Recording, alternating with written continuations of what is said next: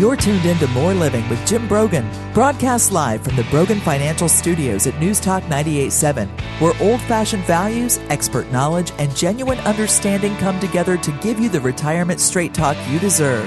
Jim's a former National Advisor of the Year recipient and a financial educator, and he's here today to talk about how you can live out the best years of your life. Jim and the Brogan Financial team have been helping retirees and pre-retirees across the Southeast for over 20 years in their pursuit of financial independence. You can reach them during the week at 865-862-6800. So sit back, relax, and get ready to learn, because More Living with Jim Brogan starts now. Hello, East Tennessee. Welcome to More Living with Jim Brogan, where it's all about living the best years of your life your way. As you listen to News Talk 98.7 WOKI. We're heading into the holiday season. It's hard to believe. We're taking some time. I want to talk today about hunger in East Tennessee and the work being done to fight it every day. Second Harvest Food Bank serves 18 counties across our region, making sure that children, seniors, and families have access to the food that they need. And with the colder months fast approaching, that work becomes even more critical. Joining us today is Elaine Strino. She is CEO of Second Harvest. Also is Kara Hunkley, and they're going to help us understand with what food insecurity really looks like in our community and how their programs support our neighbors. And maybe as importantly as anything, how you can make a difference this season. Elaine, welcome to More Living. Thank you for being with us. Thank you. Absolutely. And we also have Kara Hunkley with us. Kara, can you talk a little bit about your role with Second Harvest? Good morning. Yeah, I'm the senior designer and content strategist at Second Harvest, so it's all about getting the message out to the East Tennessee community and making sure that they really understand how extensive the need is here.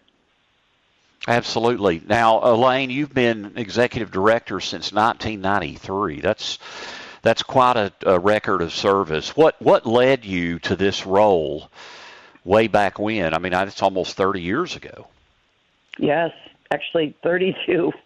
I just had a heart to serve. I had no idea that I would be put in the position that I was put in. And in other words, it was just a gift from God as far as I'm concerned. I had a social work degree, wanted to give back, and applied for the position, and I got it. So grateful and honored to have this position. So for listeners that don't fully understand your scope of work, can you start just by sharing what Second Harvest does across East Tennessee? So we have 6 different feeding programs. And Jim, the way I explain to people about Second Harvest is that it's a distribution center. We are not a pantry. We serve 700 partners in 18 counties through the programs that we have. Kara does a fantastic job of getting the word out. I'm so proud of our website and all of the things that she and her team do to get people to understand what Second Harvest does. We feed the hungry. I mean, that's clear. But we do it through our different programs, and we do it through our different partners. So, Kara, when you think about families, seniors, the children you serve every day, talk to us about what food insecurity really looks like in our region, and what are the realities that people may not see? Yeah, so the reality is that there's more than 213,000 folks experiencing food insecurity in our service area, and that includes 1 to 6 children, which is over 50,000 children. So that's the reality, and especially around the holidays and post-government shutdown, there's really an elevated need. There's more people visiting pantries than ever before. So you mentioned the holidays. I'm sure it can be a very difficult time for many families. What does it look like here in East Tennessee with food insecurity, specifically in November, December, and early winter? Yeah, so around that time, people want to gather, they want to have a holiday meal, and that's just not a reality for some people. So at Second Harvest, trying to make that a reality through our program so that people can get their hands on some holiday foods. Now, you mentioned the government shutdown. Talk about how you've seen that affect Second Harvest and hunger in East Tennessee. Yeah, so the shutdown may be over, but families are still catching up on bills and waiting for full November benefits timing. They're still recovering from more than 40 days of missed paychecks and interrupted benefits. So what type of an increase in demand have you seen? Yeah, we've definitely seen an increase. We've amped up our mobile pantry programs. We've had more people visit those. We do two in Knox County and then one in all of our other counties per month. And we've seen an increase at all of those. And our agency partners have also reported increased numbers in the past couple months. Now, Lane, you mentioned six different. You got six things. I know mobile pantries, school pantries, food for kids, and more. Can you walk us through how these programs work together to meet differing needs? Sure. Well, when you focus on the Food for Kids program, we have almost 15,000 children that get non-perishable food on Fridays, and they go home with the child via the schools. So it's all about the relationship with the schools that we, in our 18 county service, that we create and nurture, because we want these children to get this food. And it's really administered, Jim, by the teachers. We don't do anything but provide the food. And providing the food comes from the generosity of this community, which has been absolutely amazing. And Kara mentioned our mobile pantries. We've had 2 distributions in the past 2 weeks, and it has increased, I think, probably 20 to 30% on the demand for food. The shutdown could not have happened at any worse time when people that live in the food insecure level have to worry so much about holiday food because it's more expensive anyway. So it's been the SNAP, the demand increasing, and then the holidays coming has really put the pressure on our partners to feed the hungry in a much different way, because these distributions, and Kara was there too, just people were just lined up. I mean, they were coming and coming. Yeah, it seems like almost a little bit of a perfect storm there. I don't know that we truly understand, as we live our day-to-day lives, we kind of live in a bubble to a degree, and I don't know, we certainly all of us probably know people that have been affected by the government shutdown. I don't know that we really properly consider how deeply that reaches into a lot of different areas. Well, we were getting ready to have a mobile pantry for government employees, which we did in COVID.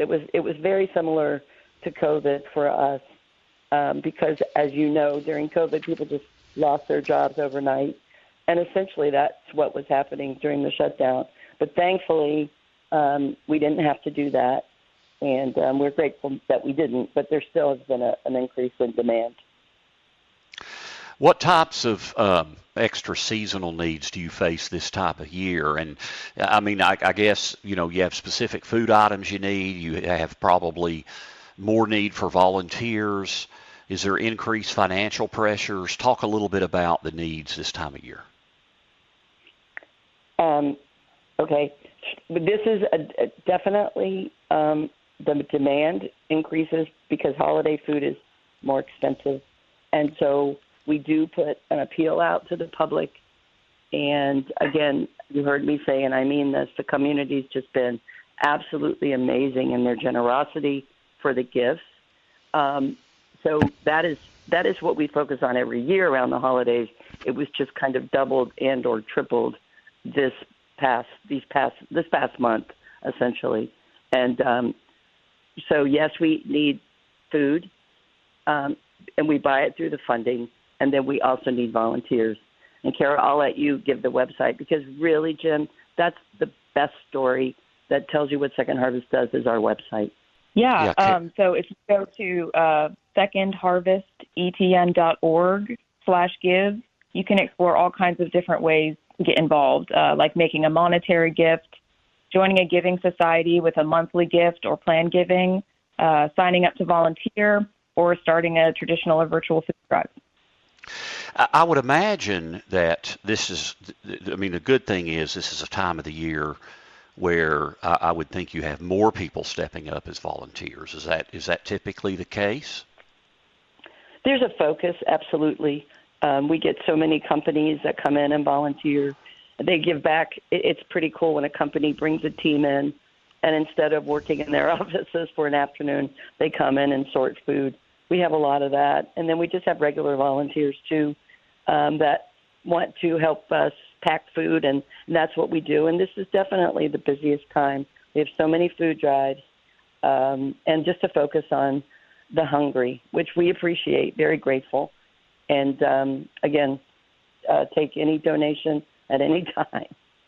Yeah, and actually, Brogan Financial, we went over there last year and got involved and spent an afternoon volunteering, and it was just a great, great experience.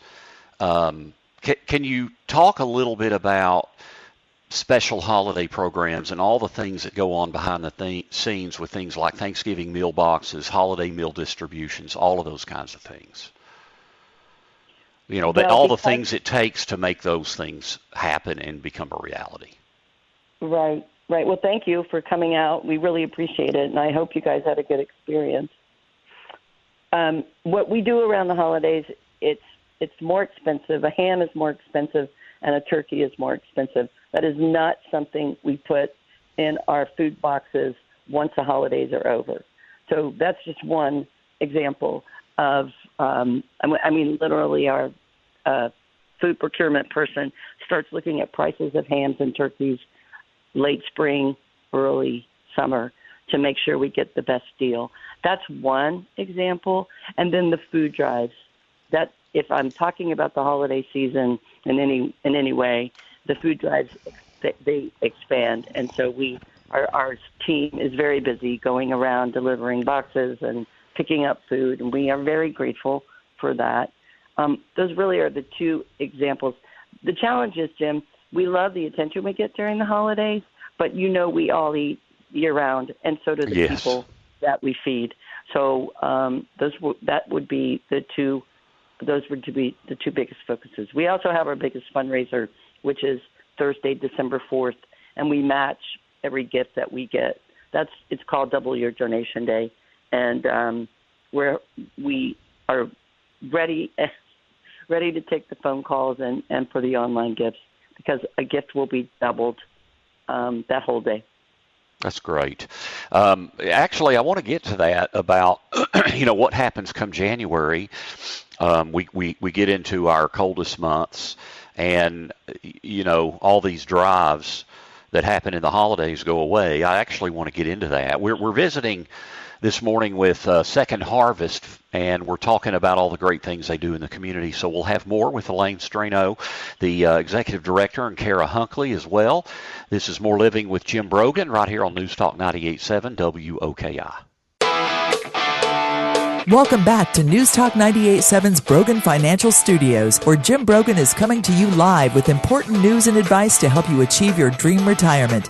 Get ready to learn and live. Here's your host, Jim Brogan. Thanks for tuning in. This is More Living here on News Talk 98.7 WOKI. I'm Jim Brogan, and as we head into the holidays, we're talking about all the great things that are done over at Second Harvest. Just a great organization here in East Tennessee. We have Elaine Strano, who is their executive director. We also have Kara Hunkley, their head of creative, and she's the one that really gets the word out about all the great things that Second Harvest does. What are some things that people don't realize families struggle with during the holidays beyond just putting food on the table? Like, I would imagine you see other needs that come up. Can you just expand on that a little bit? Well, one thing that we don't do, but we encourage other people to do, is buying toys for children. That's always something that comes up during the holidays, and we focus on food. That's all we can do because the needs are great.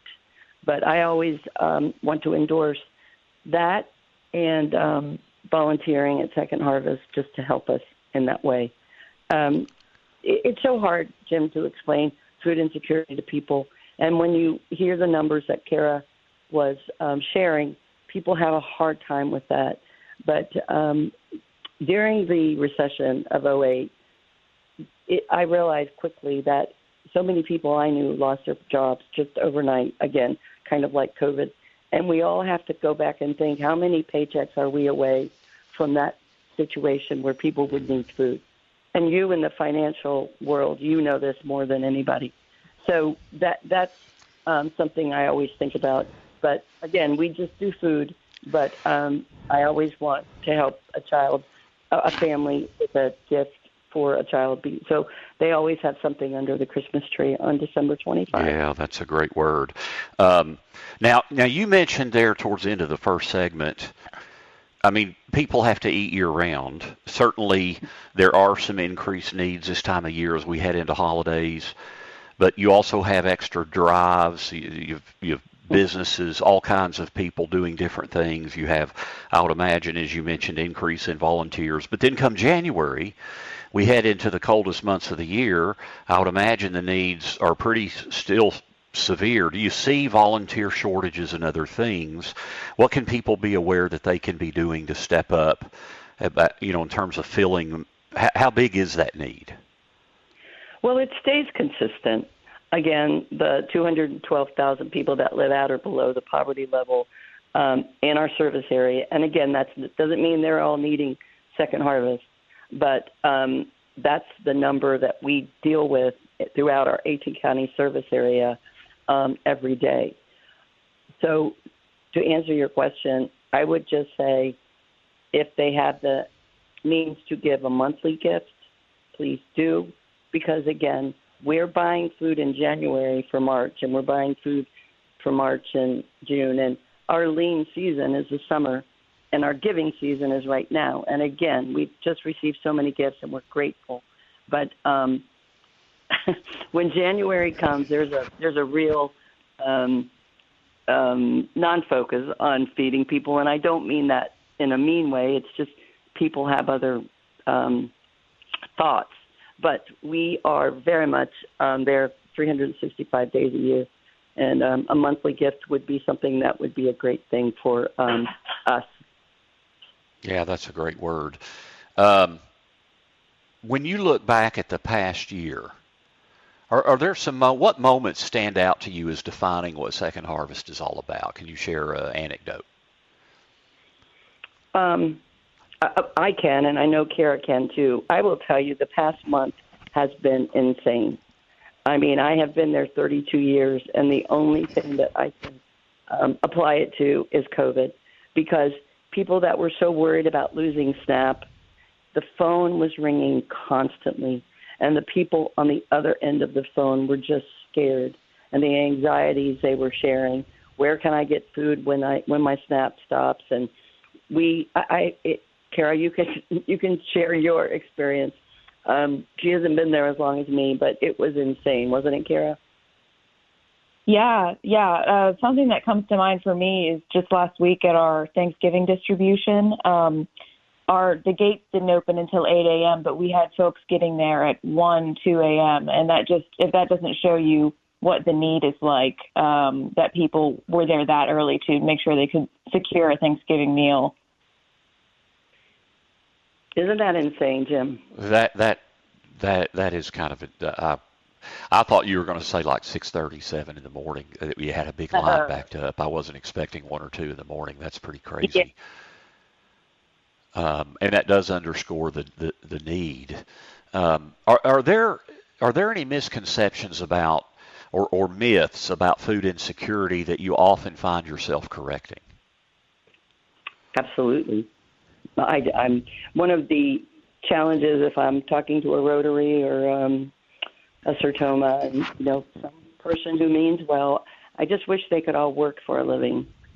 Well, there is some emotional and mental illness out there in our service area. If they're adults, they cannot work. They do not have the skills. They were not given. They were not given the skills to be able to even maintain a job. And then there's the children who are so impacted by people that cannot contribute to society. So that's the biggest misconception. Some people, as much as we want them to provide for themselves and provide for their families are not capable of doing that. Addiction comes into that scenario too. Yeah, that's pretty extraordinary. And you know the number, I think you said 212,000 that live at or below the poverty line. That's a pretty eye-opening number for this area. It is. It's a formula the government puts together, but it's a family of 4 that live at 27,000 or below, which is shocking. And again, it's there. I have taken phone calls from people that there's just no way that many people live. It's a formula the government gives. It's from the census. They're there. They might get a lot of help from families. That doesn't mean they need Second Harvest, but they do live in our service area. Is there and Kara, I'll ask you this, is there a story or interaction with a family or a volunteer that really stuck with you personally recently? Yeah, I'll touch again on last week's giving distribution. I spoke with a gentleman that, he had worked his entire life, and then he was in an accident and he lost a limb, and he's living on disability. He's not able to work the job he was working because it was a physical job that would require that limb that he lost. And so, these are people that are truly doing their best, and we want to be able to help them. Yeah, I mean, I think it's an awareness of people have all kinds of different challenges, and it's what you were saying, Elaine, about the misconceptions, myths. I think it's easy to project something onto somebody, but we just never know really all of the things going on. And as you mentioned, mental health. I guess mental health, it sounds like, drives a lot of this too. Absolutely. Just the phone calls that we took in the last month, you could hear and tell that as much as they would want to work and contribute to society, they were not going to be able to. And we're so glad we're there to help them. And again, this is all donation driven. We are not funded much by the government. We do get USDA food. We're grateful for that. But we depend on this community to help us feed the hungry. And they have come through, I will tell you this, in the last month. The gifts have just been extraordinary. And Kara, now how long have you been with Second Harvest? A little over a year and a half. Okay, that's So what led you to Second Harvest and being in this line of work? Yeah, absolutely. I was studying advertising and storytelling, and I always wanted to be in a nonprofit. That was my focus. And so when I got to this area, food is something everyone needs. It's not controversial. It's not up for debate. Everybody needs food, and so I just fell in love with it when I got here. That's a great word. Elaine, being in it for 32 years, obviously from an organizational perspective, the volunteer work is so critical for an organization like Second Harvest. Talk about, over the years, what it's meant to you personally to see this community step up the way that it has in East Tennessee. Well, it's overwhelming to me in an emotional way, because when I got to Second Harvest in '93, we weren't meeting anybody's needs. The food was all donated. We had a very old and cold warehouse off of High School in Knoxville. We served 18 counties. It was a great location right off 275, but we weren't meeting anybody's needs. So after all of this time, I know that we're meeting a lot of people's needs when it comes to food. And again, with our different programs, they all look different, they feel different, but we are feeding the hungry in such a better way. So it could almost get emotional for me just to look back and reflect on where we were and where we are now. And I'm going to say it again, it's because this community has given to us in tremendous ways. We have a beautiful warehouse in Maryville, Alcoa, in Blount County, and we are able to meet the needs so well of this community who are hungry because of the generosity of the other members. Well, we are the volunteer state, and there's nothing beats the gratitude and generosity of a volunteer. We're visiting with Second Harvest and talk about all the different things they do in the community and what their needs are. When we come back, we'll have more with them. We'll also have our dollars and cents segment. What is the most important thing you can be doing here at the end of the year in terms of your financial plan to secure things moving forward? So stay with us. This is More Living right here on News Talk 98.7 WOKI. Welcome back to News Talk 98.7's Brogan Financial Studios, where Jim Brogan is coming to you live with important news and advice to help you achieve your dream retirement. Get ready to learn and live. Here's your host, Jim Brogan. Thanks for tuning in. This is More Living with Jim Brogan, where it's all about living the best years of your life your way. We're with you every Saturday, 9 to 10 a.m. and again 3 to 4 p.m. You can also catch us online. Go to broganfinancial.com and click on radio. We'll have today's show up on Tuesday. We have a couple years worth of shows right there on our website. You can also stream or download at your favorite, an Apple podcast or Spotify. And follow us that way. Today we're visiting with Second Harvest as we get ready for the holidays and talking about all the great things that they do. Before we get back to Second Harvest, however, it is time for dollars and cents. Want to be sure you are getting the most out of your retirement? For all the years of your retirement?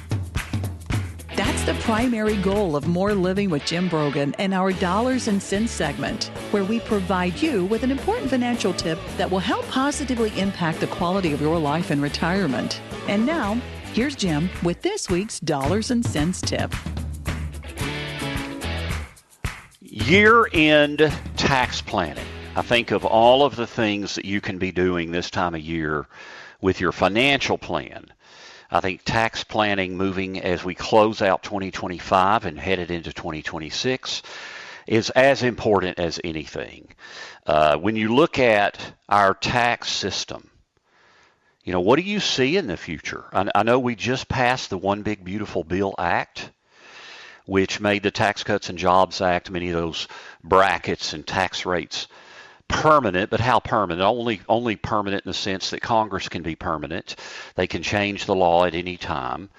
When we look at the future challenges we face 10 years from now, we know Social Security, the trust fund's going to run out of money here in about 8 years.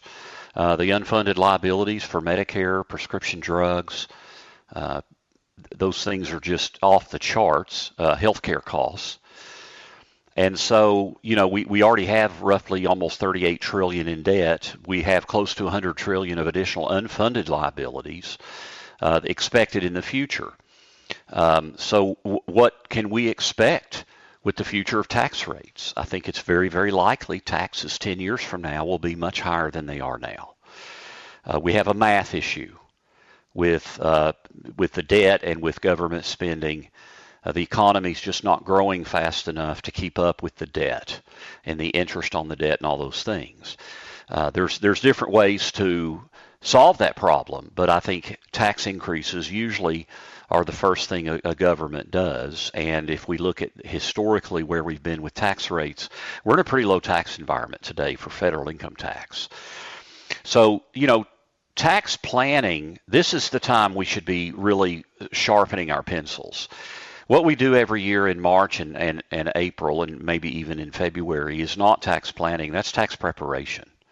There's really not a lot you can do to change your tax bill for 2025. If you took if in September you took a big distribution from your IRA to pay for something, that's a taxable distribution. You cannot undo it when you get to March or April.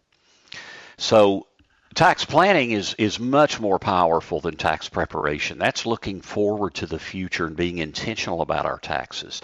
And the great news is when you're retired, you typically have more control of your income taxes than at any other time in your life because you don't have earned income.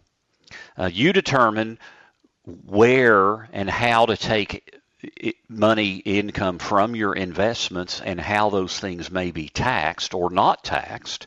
You determine when you will draw Social Security if you're still in your 60s. And that also affects the numbers on your tax return. And while the One Big Beautiful Bill Act, while it was promised that, a lot of discussion that it would eliminate taxes on Social Security income, the reality is that did not happen. They added the extra senior deduction. If you're 65 or older, you get an extra $6,000 per person on the standard deduction, and that was meant to offset Social Security taxation for most Social Security beneficiaries, but it didn't actually remove the tax, and in 4 years, that extra $6,000 deduction goes away. But the bottom line is, when you decide to draw Social Security, certainly is going to have an impact on your tax return. So there's a lot of things you can do. How do you invest money in your non-retirement accounts? Because every single interest payment, dividend distribution, if you own mutual funds, capital gain distributions, all of those things you get a 1099 on and you have to pay tax on. So now is the time of year we can really look at positioning ourselves for 2026. We can also be making our year-end charitable contributions to great organizations like Second Harvest. Gifting stock, highly appreciated stock, is a great way to make an even greater tax benefit for you, and then therefore make your gift to organizations like Second Harvest even more powerful, because the power of giving something that you haven't paid all the taxes on. If you have appreciated stock, then you can give it to an organization like Second Harvest without paying the capital gains tax. And so anytime you can gift something that you've not paid tax on, likewise qualified charitable distributions from IRAs if you're over 70 and a half. So this is the time of year to look at things like that, contributions to your 401k, and also structuring things for going into 2026 as we move forward. Managing your tax bill, in my view, is going to become more and more critical as we move forward in today's age in your financial plan. That's our Dollars and Cents segment for this week. You can find this week's Dollars and Cents segment and others by visiting BroganFinancial.com. We have a lot of resources at BroganFinancial.com. If you go there and click on resources, we've got guides. You can follow our e-newsletter that we send out every week, which provides access to our links to our current blog. Also, different information that we've released. If we've released a special guide on year-end tax planning, as an example, that's where you can find all those guides and download those, and really obtain great information so you can make informed and prudent decisions that can impact the quality of your life. We're visiting with Second Harvest today. We've got Elaine Strano. She's the executive director. We've also got Kara Hunkley, who is in their creative and really kind of gets the word out about all the great things that Second Harvest does. Elaine, can you talk a little bit there in the Dollars and Cents segment? I was talking about how to really maximize impact with our charitable giving and things like donating things like appreciated stock or doing a qualified charitable distribution from an IRA. Have you seen more and more people using those very effective strategies through the years? Absolutely. I mean, that's the beauty of me being so old and being there for a long time, because we rarely receive stock gifts and any of the kind of gifts you were just speaking of in the beginning when I got there in 93. But now it seems like there's more and more of that type of giving. And as you know, it really does make a difference in the gift that they are giving because it's tax-free. So I appreciate all of that. We get more and more of those gifts every year. Yeah, any time, as I said, anytime you can give something and not have to pay the tax on it yourself. When you make a cash gift, you're giving something that's already been fully taxed. And anymore, with the Tax Cuts and Jobs Act, over 90% of Americans do not itemize. So right. Many Americans don't get the tax deduction from a charitable gift. So doing things like the qualified charitable distributions, I guess you see a lot more of those as well. Yes, where you give directly from an IRA. Oh, yes. More and more are given to us. And it has to feel good now that I'm at the age of that kind of senior stuff. We'll be looking at that, too, just to be able to save as much on our taxes as possible. Yeah, because when you save on your taxes, when you make a charitable gift, when we're smart about it, we can maximize the impact. We can either, give the same amount and it costs us less, or we can actually give more for our budget because of being smart about the tax ramifications. Elaine, when you think about the future of Second Harvest, what excites you the most? There's so much, because Kara's talents, people at Second Harvest, we have so many that have those. They're young, great, skilled people to get the word out about what we do. But Jim, also looking at different programs because of the giving of this community, we can expand. We're working with farmers now. We have an advisory committee to buying local produce, all of that. It's those kinds of things. It's very, very exciting. And because of Kara and all the marketing that they're doing, not many people understand really what Second Harvest is. I can tell you that, and I've been there a long time. Some people still think we are a pantry. We are not. We are a distribution center. And I also appeal to this community, anybody that wants to come and see our warehouse, because it really does explain more about what we do once they get there. Reach out to us. Our website will give you my email or Kara's email. We'd love to show you around. Well, and volunteering for an afternoon for an organization or even an individual, we learned a lot. I mean, we knew a pretty good bit about Second Harvest. I've had you all on the radio show over the years, but actually volunteering down there at the warehouse was very eye-opening and was just a wonderful experience. So, and along those lines, Kara, if a business or community group wants to partner with Second Harvest long-term, what other opportunities are available other than volunteering their time down at the warehouse? Yeah, absolutely. So if you reach out to us, you can reach out to just our info at secondharvestetn.org email. Reach out and let us know that your company or your organization wants to partner with us, and we'll connect you with someone on our strategic giving team, and we'll really get that relationship started. We're visiting with Second Harvest. When we come back from our last break, we'll have more with them and talk about the single biggest thing they'd like for us to learn today that we can take from today's show. So stay with us. This is More Living here on News Talk 98.7 WOKI. Welcome back to News Talk 98.7's Brogan Financial Studios, where Jim Brogan is coming to you live with important news and advice to help you achieve your dream retirement. Get ready to learn and live. Here's your host, Jim Brogan. This is More Living on News Talk 98.7 WOKI. We're visiting with Second Harvest as we head into the holidays.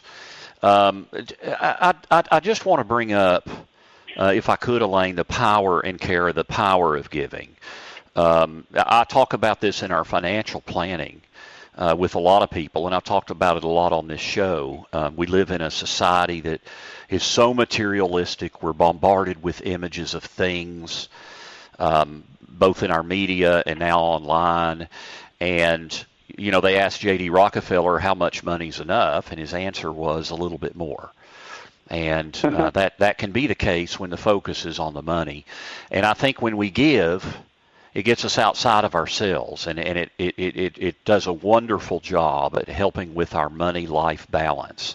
Can you talk a little bit about the impact you've seen on givers over the years, how it has impacted their lives as they've given more to Second Harvest? Well, most definitely, the care and the love that they have for the hungry has, I don't want to say increased, but because Second Harvest has gotten so much bigger than it once was, we get more gifts and more notes from people who who specifically say, please give this to the hungry children in our community. Please give, we get those kinds of notes. And when I started, honestly, Jim, our annual gift was probably $25, where now our annual gift, I think, is about $80, which is an incredible increase, right? Because Second Harvest can do a lot with $1. We can provide 3 meals for $1. So So just again, getting out more food to the hungry has just been incredible for me to watch. And what is the entire budget at Second Harvest? We need to raise $12 million a year.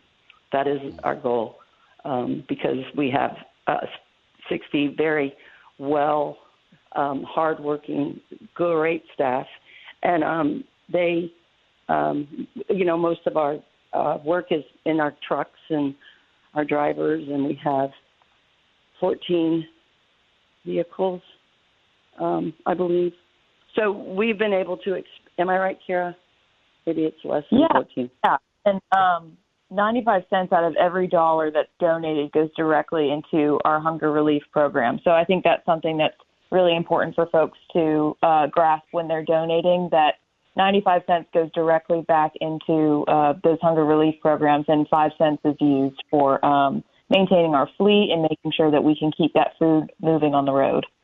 Yeah, and I'll touch on that. That's a great point. One of the things I talk about when we evaluate charities to give to, it's any charity that 85 cents or more on the dollar goes to benefit the people in the communities that they serve is considered a pretty good number. Charity Navigator is certainly a great resource that rates charities. But 95 cents on the dollar is absolutely outstanding fiscal responsibility. So thank you for that and sharing that statistic. Kara, for listeners who, I know earlier we gave out the website, but there are a lot of ways people can help with Second Harvest. What are the simplest ways to get involved and to get more information about the different things we can do? Absolutely. So if you visit our website, secondharvestetn.org/give, you can explore all kinds of ways to get involved, not just making a monetary gift or starting a monthly or planned gift. You can also sign up to volunteer at a warehouse or a mobile pantry. You can host a traditional or virtual food drive. Or if you can't do any of that, that's totally okay. We greatly appreciate those who can just simply spread the word about Second Harvest on social media. Elaine, if you could dream big, no limits, what's one thing you'd love to do for East Tennessee that Second Harvest cannot yet do? Well, provide every meal that is needed in our 18-county service area. I mean, and also world peace. I mean, well, yeah, that was kind of, I know that's challenges. An open question, but we have so many challenges in our country, and it's so divided, and I just want people to care about each other, and that's the beauty of my job, because I have seen it over and over. Recently I spoke to something, and I know we're running out of time, but he asked me about, what can we do to heal this country and all of the division that we're experiencing. I'm like, just give back. I see it every day, people caring about each other. I think that's an absolutely great word. I was going to ask you the one message you'd want listeners to carry with them, but I think you just answered it. I mean, I just think getting involved in our community and giving is a great way to bring the community together and hopefully, erase some of the divides we face. So secondharvestetn.org. If you do secondharvestetn.org/giving, you can find specific ways to get involved. Elaine, thank you for taking time out of your busy schedule. And also for you, Kara, thank you for taking time. And thank you for all of the wonderful things that y'all are doing over there. Elaine, with your leadership and your for 32 years, and then Kara, the last year and a half at helping with the creative and the marketing and getting the word out. Thank you for all that you do. Thank you so much. Thanks for thinking of Second Harvest. I hope you guys have a great holiday. Yeah, thanks for having me. Absolutely. Y'all have been great. And I would just urge you, if you've never been down to their warehouse, go check out what they do, because it really is pretty extraordinary. Today we've talked about giving. And we've talked about a great charitable organization in Second Harvest. And I mentioned there about the power of giving. It really is powerful when you see the impact you can make on other people who are more needy. So I think it gets us out of ourselves and can be a wonderful, wonderful thing. So thank you for tuning in. We've discussed giving because the power of giving can increase the quality of your life so you can live the best years of your life your way. Thank you to Wayne for engineering the show. Thank you to Mary Caroline for helping produce the show. Have a very blessed weekend. You've been listening to More Living with Jim Brogan, only on News Talk 98.7 WOKI. The views expressed by Jim Brogan and his guests are not that of Cumulus Media. Any discussion of financial, legal, and tax planning strategies is not intended to be individualized advice and is general in nature. Always consult with your advisor for advice specific to your needs. This program's content does not represent a recommendation of any particular security, strategy, or investment by Jim Brogan or Brogan Financial Incorporated.